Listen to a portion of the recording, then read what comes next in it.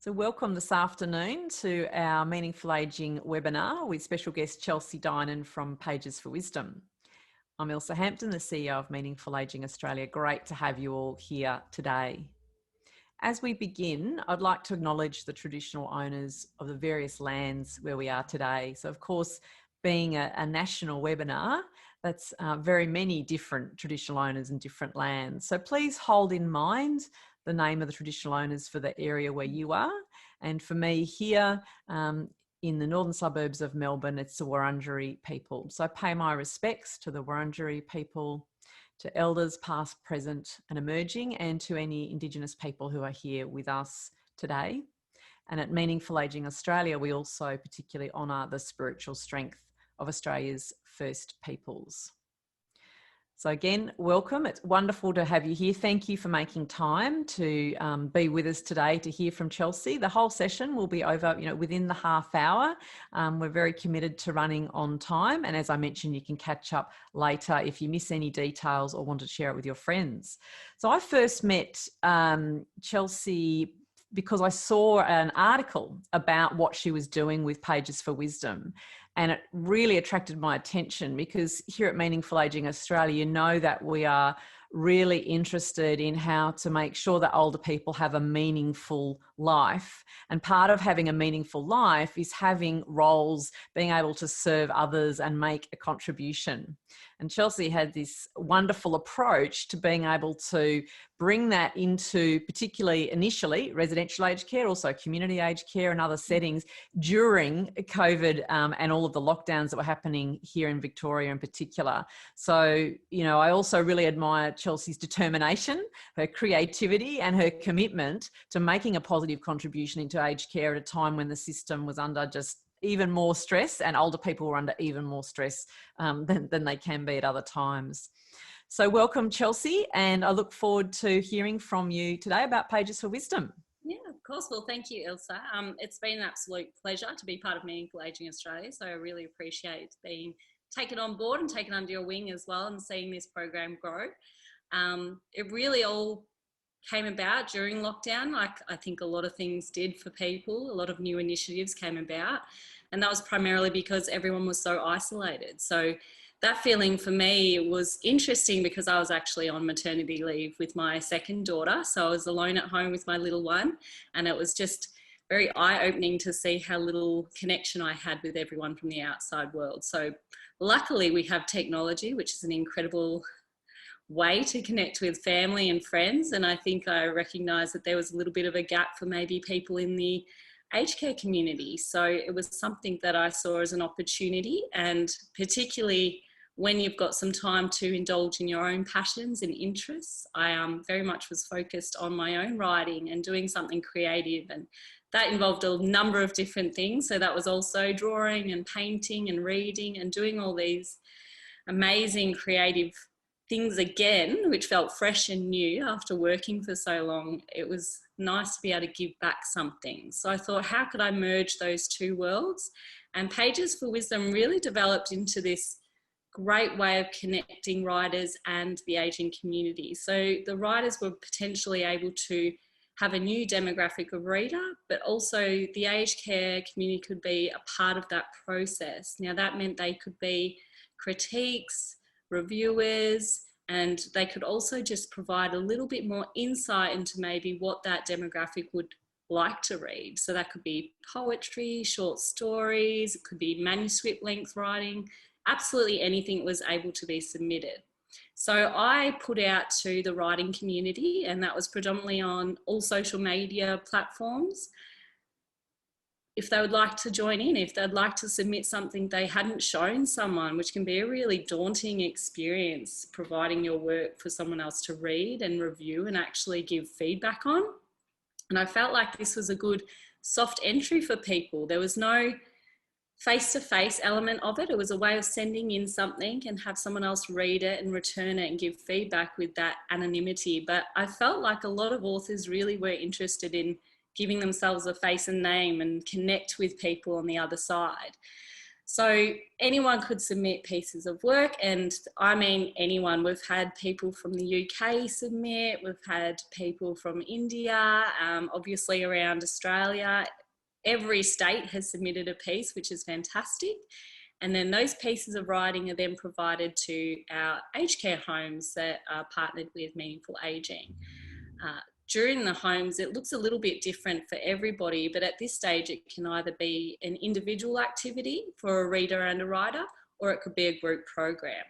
So initially, when we sort of started Pages for Wisdom, the main centre that was focused on has been providing group programs. So they'll be provided with a short story or poem, and then they're able to read it to a group of residents at the home, and then they get a group feedback. So that form is then sent back to me and I distribute it back to our authors. It's been quite a humbling experience to hear what's meaningful for the aged care community to read and listen to in that capacity.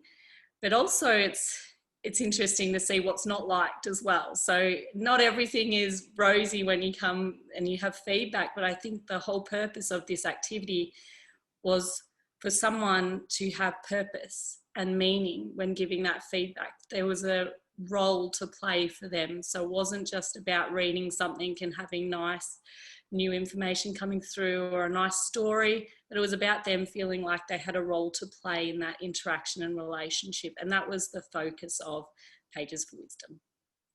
Fantastic. Thank you so much. Just before we switch the recording off, Chelsea, I might just ask you a couple of questions, if that's okay, that have just come into my mind, and other people might be starting to think of some questions as well that we can respond to in a moment. So could you give a specific example? Maybe you've mentioned there's lots of variety, but could you just bring it down a little bit further for us and give us one or two examples of some specific pieces of work that some older people have responded to and what kinds of comments they were making back? Yeah, actually, probably one of the ones that comes to mind is we have a really avid writer at the moment that as soon as she receives feedback, she's so humbled and overjoyed that she sends 5 more pieces of writing through to us, which is really rewarding to see. Her short story was actually provided to our sort of first participating aged care centre, and they do a group collection of feedback, during which there was a gentleman that the wellbeing coordinator mentioned to me who he didn't even know could speak. And there was a particular story about Gippsland, so about this person's hometown and their experiences and growing up. And this particular gentleman actually cried and expressed happiness. And this is the first time this person had ever interacted, to say that they really felt something and it reminded them of home and it made them feel happy and overjoyed with something. So this is exactly what we were going out to achieve, that connection. So this particular story was very much written as a news piece almost. So this is someone that writes newspaper articles to their local community, but because it had that local and was in touch with familiar places and things, it really touched these people's hearts. So that was something that really came out of it as one, if I was really pinpointing something.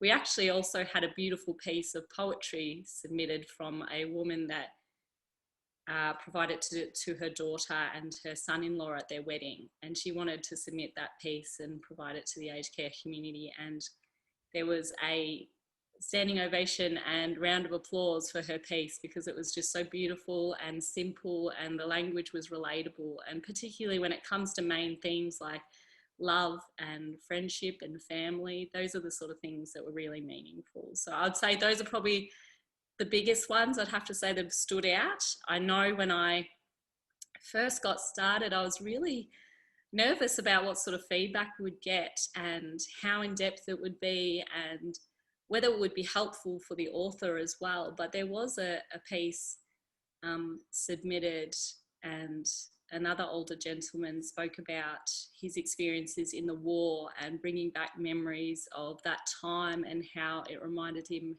how grateful he is to be with his family now and in this country, and all these things and stories that are coming from the other side. So it's not just that our authors are providing these stories, but we're also getting these incredible stories of life experiences back as well.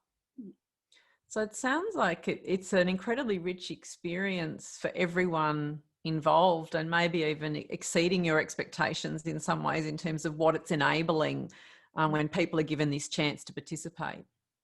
Most certainly. I think you obviously hope for the best, but you never expect to see, you know, such a rewarding response and something so positive. And not to say it all has been, because it hasn't. We've definitely had some harsh criticism, but I think the point in this process is it can be harsh, and you are able to say, I didn't like it, or you should change this or that. And that was the whole reason why we're giving the opportunity for aged care residents to really have a voice and have them feel heard and be valued. So it's not just about playing a one-sided relationship, but seeing a two-sided interaction.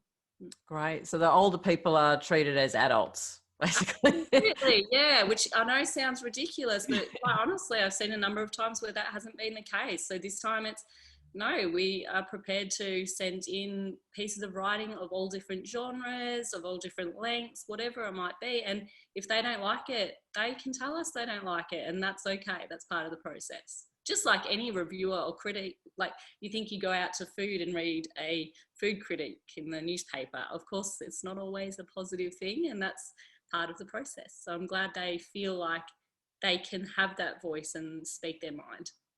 Great. So could you talk us through, if an organisation wants to get involved with Pages for Wisdom, can you talk us through how they do that? Yeah, it's really simple at the moment. We just directly go through email. So we have our email pagesforwisdom@gmail.com. That way organisations can directly contact me, and we can involve them in the process of having information sent out to aged care homes. So we send out short stories, poetry, anything like that in PDF format. And within that document, we attempt to keep the writing at a size 20 so that aged care residents can actually read the stories themselves, as well as they can be read out in group programs. That way it's really easy. So when we also send the works out, we provide a feedback form, and we have a few questions. I actually updated a new one so we could get some constructive criticism coming through as well. So it wasn't just simply as what did you like. So at the moment we've got questions like what are the positive elements in the piece? So things like theme, genre, flow, language, what emotions, feelings or memories did the piece provoke? So that would be quite interesting. Again, like I said earlier, having a story come back to the writer just as much is quite valuable. And then another question we include is what suggestions could you make? So something that's really going to be helpful to the writer as well. They can walk away, they can adjust, they can fix things and actually come back with a better piece of writing. And then lastly, we allow for a 5-star rating. So for those that have difficulty writing and filling out questions, we provide that number system. So it's an easy way to go, yes, I really liked it, or you sat in the middle, and someone like an author can look at that and go, okay, then maybe need some work here. So one author might get feedback from more than one person. Is that possible? That's right. So whoever sends in pieces of writing, we make sure to distribute their piece to a number of different facilities. So every time we get a new batch sent out, we include the ones that we've already had through to new facilities as well, so they're not standing alone and having one piece of feedback. Because you've got such a wide demographic of readers, you don't want to just tailor it to one particular, like you're looking at a number of different states within Australia and other different communities, so we want to make sure we include a wide variety of people reading and different feedback as well. Yeah, fantastic. So we'll turn off the recording now so that people can feel free.